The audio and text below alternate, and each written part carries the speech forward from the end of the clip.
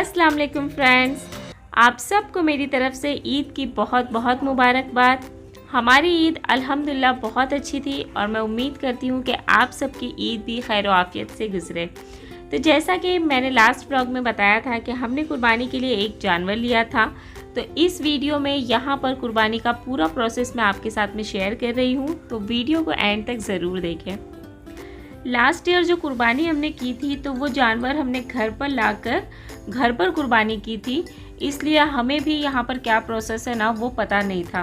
लेकिन इस साल हम यहाँ पर स्लॉटर हाउस में कुर्बानी कर रहे हैं। तो सबसे पहले तो ये लोग सुबह बहुत जल्दी निकले, क्योंकि हमने सुना था कि वहाँ पर बहुत ही ज़्यादा रश होती है।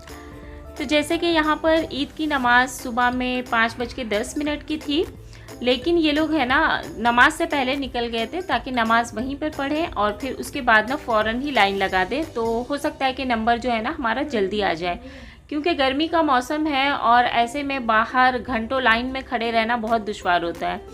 अच्छा, सबसे पहले तो यहाँ पर आए हैं कि जो हमने सिलेक्ट करके जानवर रखा हुआ था, जिस पर मार्किंग की हुई थी, वो हमें यहाँ से लेना था। और फिर उसके बाद ना 5 kg का आपको टोकन लेना है और टोकन लेने के बाद अंदर जाकर फिर वो टोकन के हिसाब से जब आपका नंबर आएगा ना तो फिर आपकी कुर्बानी होगी। तो इन जानवरों को यहाँ से लेने के बाद वहाँ तक लेके जाने का जो प्रोसेस होता है ना बहुत ही मुश्किल होता है, क्योंकि ये लोग बहुत हट्टी होते हैं और अपनी जगह से हिलते नहीं है।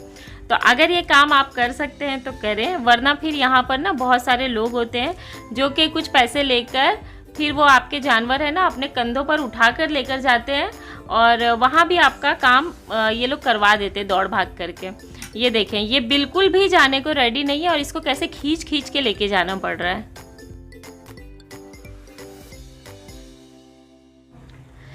अच्छा, इंडिया में ना हमने बहुत से लोगों से सुना था कि दुम्बे और मेंढे में ना मतलब इनके गोश्त में ज़रा अजीब सी महक आती है, लेकिन हमें ऐसा बिल्कुल भी फील नहीं हुआ, क्योंकि लास्ट ईयर हमने मेंढा ज़बह किया था और इस बार हमने दुम्बा लिया है।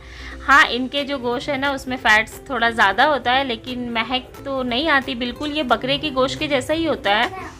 और यहाँ पर एक्चुअली बकरे हैं ना बहुत कम मिलते हैं, और जो भी रहते हैं ना तो वो इतने मतलब दुबले पतले से नज़र आते हैं ना कि उनको देखकर लेने का मन नहीं करता। फिर ऐसा लगता है कि ये दुम्बे और मेंढे हैं ना तो ये ज़्यादा अच्छे लग रहे हैं, तो फिर हम इसे ही ले लेते हैं। हमदान को जब पता चला था कि सुबह में जाना है कुर्बानी के लिए, तो वो रात भर नहीं सोया और उसको ऐसा लग रहा था कि अगर वो सो जाएगा ना तो फिर उसके अब्बू ऐसे ही चले जाएंगे और उसको लेकर नहीं जाएंगे। हालांकि उनका प्लान था कि उसको ना लेकर जाएं, क्योंकि इतनी ज़्यादा गर्मी है ना तो वो परेशान हो जाएगा, लेकिन फिर भी वो जागा हुआ था तो साथ में उसे भी ले गए। और यहाँ पर देखिए ये लोग आ गए हैं ये लाइन में, और यहाँ से अब ये लोग अंदर जो ज़बा खाना है ना वहाँ पर जाएंगे। और ये है अंदर जाने की लाइन जहाँ पर जानवर ज़बा होते हैं, और ये आप लोग देख सकते हैं कि कितनी ज़्यादा रश है यहाँ पर। तो लोग है ना बहुत पहले से आकर यहाँ पर लाइन लगाकर खड़े हुए थे। जानवरों को ज़बह करने के बाद यहाँ पर लाया जाता है और इसके लिए भी आपको 3 kg लगते हैं। तो यहाँ पर ये लोग है ना इसको अच्छी तरह से खाल निकाल के उसको क्लीन करने के बाद ना इसके 4 टुकड़े करके देते हैं, और अगर आप सिर्फ ज़बह करके लेकर जाना चाहें तो वहाँ से भी लेके जा सकते हैं। अच्छा, यहाँ पर ना आपके जो जानवर होगा उसके सिर्फ 4 टुकड़े करेंगे, उससे ज़्यादा छोटे पीसेस ये लोग नहीं करते हैं। तो अगर आपके पास घर पर छोटे पीसेस करने की सहूलत हो तो फिर आप घर पर कर सकते हैं, या फिर यहाँ से आपको जाना पड़ेगा किसी मटन शॉप पे और फिर वो लोग चार्ज करके आपको उसके छोटे छोटे पीसेस करके देते हैं। तो कुर्बानी के दिनों में उनके भी चार्जेस काफ़ी हाई होते हैं, और एक मेंढे के लिए यहाँ पर हमें 5 kg लगे थे, तो उन्होंने फिर छोटे छोटे पीसेस कर दिए थे।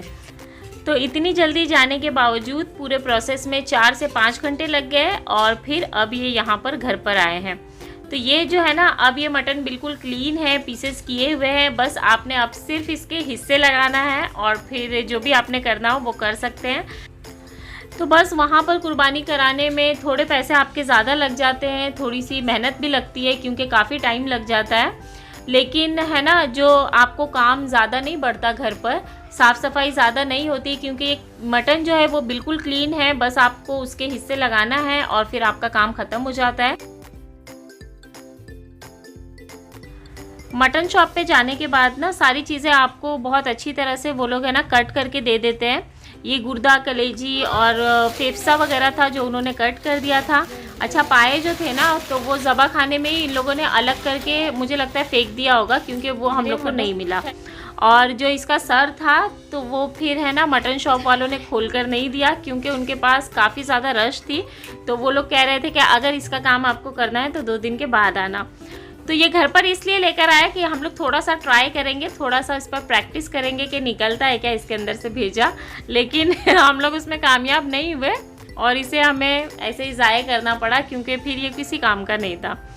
तो यहाँ पर देखें, ये सबसे पहले है ना इन्होंने दिल भी साथ में कट कर दिया था, और हम लोग दिल नहीं खाते हैं। तो दिल के पीसेस पूरे मैंने अलग कर दिए हैं, और कलेजी और इसमें जो गुर्दा था ना तो ये मैं अभी नाश्ते में बनाऊंगी। और बाकी का जो गोश्त रखा हुआ है तो फिर हम इसके हिस्से लगाएंगे और फिर बांट देंगे। वैसे बकरीद के मौके पे बहुत ख़ास होता है ना कि सुबह सुबह नाश्ते में ये इन चीज़ों का नाश्ता किया जाए।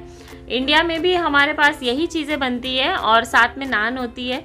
तो इंडिया जैसी नान तो यहाँ पर नहीं मिलती, तो मैंने आटा वगैरह गूंद के रखा था ताकि मैं पहले से इन चीज़ों की तैयारी कर सकूं।